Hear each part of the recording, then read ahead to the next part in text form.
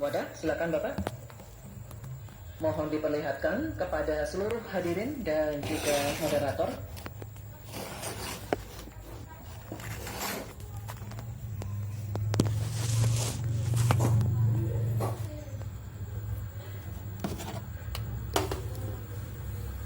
Baik, sumber daya alam dan energi, terima kasih Pak Arief. Dan selanjutnya Ibu Dewi Kartika, kami mohon mengambil undian daftar pertanyaan dari wadah. Mohon nanti diperlihatkan huruf yang tertera.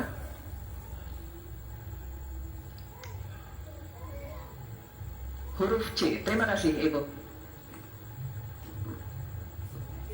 Baik, kami akan buka Bapak-Bapak amplop pertanyaannya, masih tersegel juga. Kami ingatkan kembali bahwa kami akan membacakan pertanyaan ini satu kali. Mohon didengarkan dengan seksama untuk Bapak Mahfud MD. Korupsi pertambangan dan perikanan ilegal serta pembalakan liar masih marak terjadi. Hal ini mengakibatkan kerusakan ekologis di darat dan di laut serta ketidakadilan sosial. Pertanyaannya, bagaimana strategi paslon menanggulangi praktik ilegal tersebut untuk mewujudkan keberlanjutan sumber daya alam? Waktu untuk menjawab 2 menit, Bapak dimulai saat berbicara, silakan. Baik, terima kasih. Sebenarnya persoalan penyelesaian SDA dan energi selalu harus menyeluruh dari hulu ke hilir. Keterbukaan informasi agraria, termasuk kehutanan misalnya. Saya ini punya pengalaman di dalam sidang-sidang yang membicarakan tentang ini, misalnya informasinya tertutup. Siapa yang punya lahan ilegal di sebelah sana? Ketika dibuat daftar, nggak ada di dalam daftar. Sementara ada masyarakat yang punya data. Ketika ditanyakan, lalu baru ditunjukkan.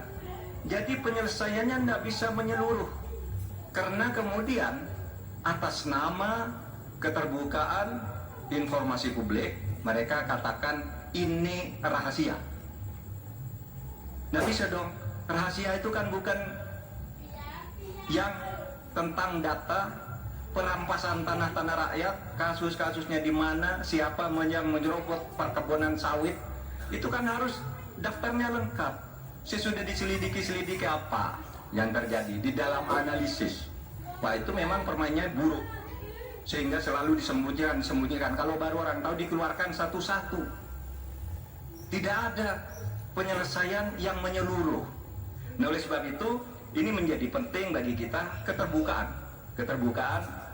informasi tentang data-data. Kalau kita mau menyelesaikan, data itu menjadi basis untuk penyelesaian. Kita juga pernah, atau kami kalau bicara soal rekam jejak, ya, kita ikut dalam upaya penyelesaian satu peta sebagai rujukan untuk masalah-masalah tersebut. Demikian. Baik, terima kasih Bapak Mahfud MD. Selanjutnya kami persilakan calon wakil presiden nomor urut 1 Bapak Muhaimin Iskandar untuk menanggapi. Waktu Bapak 1 menit dimulai ketika Bapak berbicara, silakan. Selain yang disampaikan Pak Mahfud, salah satu yang memprihatinkan adalah data ESDM itu ada 2.500 tambang ilegal. Sementara tambang yang legal saja tidak membawa kesejahteraan. Dan kita menyaksikan dalam proses penambangan dan bisnis tambang kita, hilirisasi dilakukan ugal-ugalan, merusak lingkungan, ada kecelakaan, tenaga asing mendominasi. Di sisi yang lain juga perkembangan hilirisasi maupun tambang tidak signifikan dengan kesejahteraan masyarakat sekitar. Sulawesi Tengah, pertumbuhan ekonominya sampai sekarang bisa 13%, tinggi sekali, tapi rakyatnya tetap miskin dan tidak bisa menikmati. Hilirisasi apa yang mau kita lakukan, sementara ilegal juga terus berlangsung. Lanjut, terima kasih. Baik, terima kasih Bapak Muhaimin Iskandar. Selanjutnya giliran calon wakil presiden nomor urut 2, Bapak Gibran Rakabuming Raka. Kami berikan kesempatan juga untuk menanggapi. Waktunya 1 menit dimulai ketika Anda berbicara. Silakan. Baik, terima kasih Gus Muhaimin dan Prof. Mahfud. Dari pasangan Prabowo Gibran, simpel saja solusinya. IUP-nya dicabut, izinnya dicabut, simpel. Karena sesuai Undang-Undang Dasar 1945 pasal 33 ayat 3 dan 4 dan juga Pancasila sila 4 dan 5, kita ingin sumber daya alam ini dimanfaatkan sebesar-besarnya untuk kemakmuran rakyat. Dan juga kita harus menjalankan Permen Investasi nomor 1 tahun 2022. Intinya kita ingin perusahaan-perusahaan besar ini bisa menggandeng UMKM lokal, pengusaha lokal, jadi mereka tidak besar sendiri, tapi ikut membesarkan warga lokal, pengusaha lokal, dan UMKM setempat. Terima kasih. Masih ada waktu, Pak Gibran? Cukup atau lanjut? Cukup? Baik. Terima kasih. Selanjutnya kita kembali ke calon wakil presiden nomor urut 3, Bapak Mahfud MD. Kami persilakan untuk merespons tanggapan dari calon wakil presiden nomor urut 1 dan 2. Terima kasih. Waktunya 1 menit, Bapak. Dimulai ketika Anda berbicara. Baik, saya mencatat juga tambang ilegal sebanyak 2.500, tapi juga ada yang lebih dari itu. Dalam 10 tahun terakhir terjadi deforestasi 12,5 hektar hutan kita. Lebih luas dan 23 luasnya Pulau Madura, di mana saya ini deforestasi dalam waktu 10. Kemudiannya, saya sudah mengirim tim ke lapangan, ditolak, sudah putusan Mahkamah Agung. Itu begitu, bahkan KPK banyak sekali yang ilegal dan itu di-backing oleh aparat-aparat dan pejabat. Itu masalahnya. Baik, terima kasih. Waktunya apa? Pak Mahfud, terima kasih. Kita lanjutkan. Baik, kini kita beralih ke pertanyaan untuk calon wakil presiden nomor urut 1, Bapak Muhaimin Iskandar.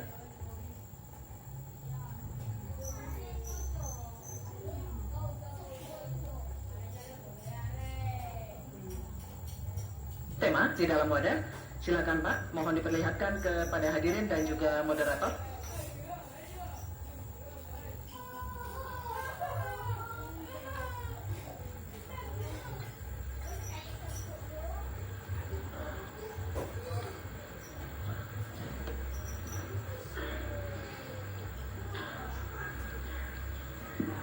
Tangan.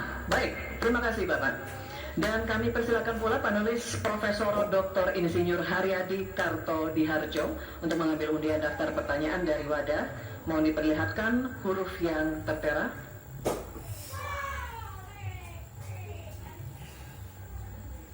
Huruf B. Terima kasih. Pangan huruf B. Baik, Bapak-bapak masih tersegel. Kita akan buka. Dan kembali kami ingatkan bahwa kami akan membacakan pertanyaan 1 kali, mohon didengar dengan seksama. Ini untuk calon wakil presiden nomor urut 1 Bapak Muhaimin Iskandar. Perubahan iklim ekstrim mengancam produksi pangan dan menurunkan kualitas gizi pangan. Hal ini sangat berpengaruh terhadap kualitas sumber daya. Oke, sampai kembali lagi bersama saya Aan Honaifi di channel YouTube Aan Honaifi. Pada kali ini saya akan membahas tentang bukunya Mardigu Wowi. Siapa dia Mardigu Wowi? Mardigu Wowi Sontoloyo Bonaparte merupakan seorang yang selalu memberikan argumen-argumen dan kritikan kepada pemerintah dan selalu membuat heboh dunia maya. Tidak mengurangi rasa penasaran saya, pada kesempatan yang dulu saya sempat memesan sebuah buku, dan buku ini bestseller, ditulis oleh Mardigu Wowi, seorang pengusaha dan seorang mentornya. Mardigu Wowi ini mentornya Sandiaga Uno. calon presiden yang nggak jadi tapi pengusaha terkenal.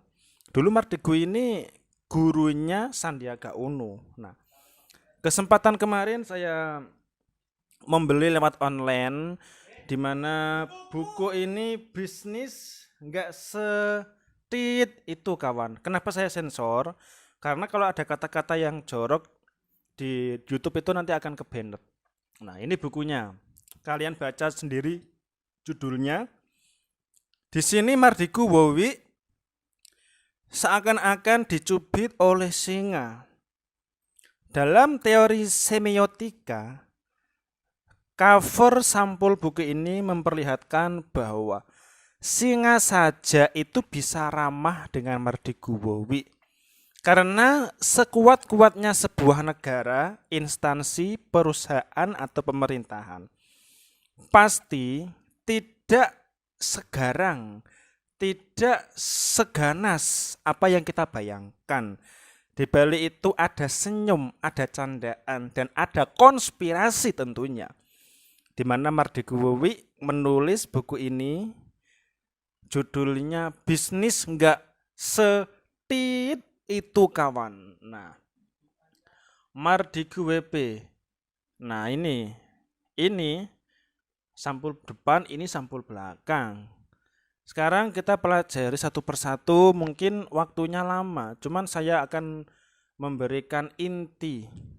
Inti dari buku ini adalah membahas tentang bisnis, membahas tentang ekonomi, membahas tentang Indonesia di masa depan, membahas tentang geopolitik juga yang sering Anda lihat di konten-konten YouTube-nya Mardigu Wowi ada di sini semua. Kalau Anda mau beli silakan pesan online karena stok terbatas, guys. Harus ada pre-order dulu. Nah, ini membahas tentang utang negara, membahas tentang Cina, membahas tentang politik dan lain sebagainya. Nah, di sini ada quote-quote dari para pengusaha terkenal, ada motivasi-motivasi juga, dan ada konspirasi ilmu-ilmu yang belum Anda ketahui sebelumnya.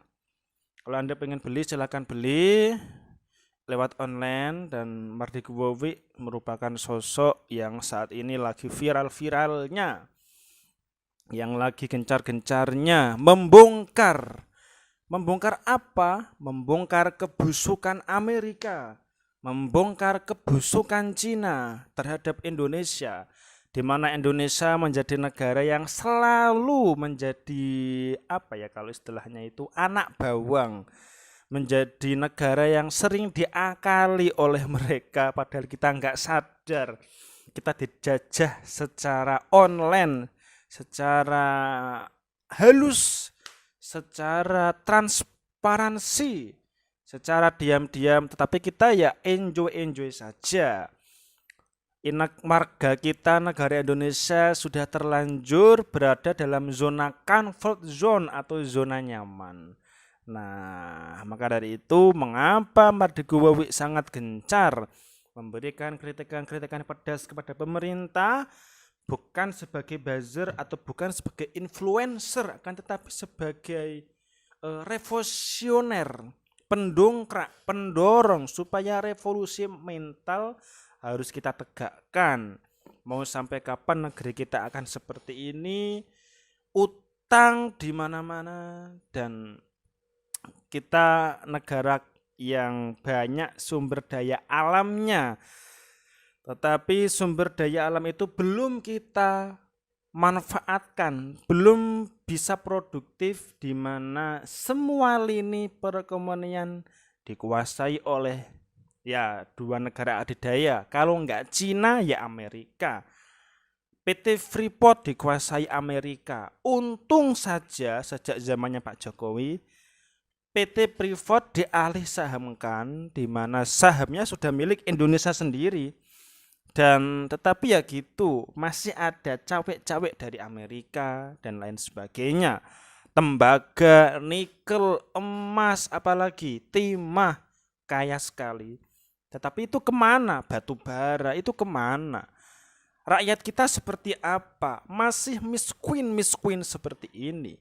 Kapan negara kita akan maju kalau seperti ini terus? Nah, Oke, sekedar kritikan. Saya sudah membaca halaman pertama sampai akhir. Saya sudah paham siapa itu Mardigu, siapa itu sosoknya. Dia cocok menjadi presiden di tahun 2024. Insya Allah. Semoga bisa bergandeng dengan Sandiaga Uno. Wah, top ini guys. Kalau kalian setuju bisa like, komen di bawah ini. Sampai jumpa.